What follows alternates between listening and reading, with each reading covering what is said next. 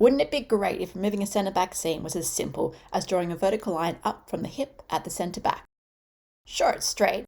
I can now put my pattern on the fold and cut it so there's no seam, but I've got all this excess here so my block isn't fitted anymore.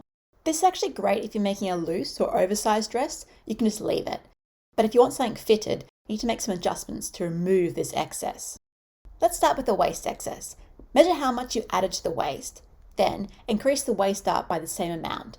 You need to divide the amount by 2 so you can add evenly to each side. So say I added 1.5 centimeters, I would add 0.75 centimeters to each side.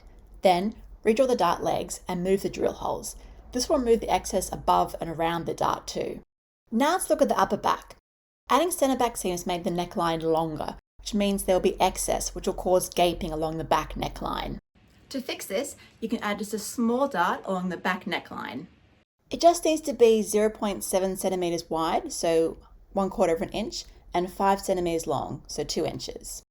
Most blocks do have this back neck dart, or a dart coming out from the middle of the shoulder seam here on the back. This makes room for the shoulder blades and makes the back sort of sit nicely over the top of the curve here. So why didn't my original block have this dart in it?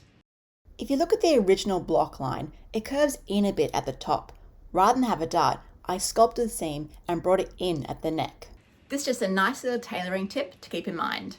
For more free pattern making tips, head to my website, clickedpatternkits.com, and subscribe to my newsletter.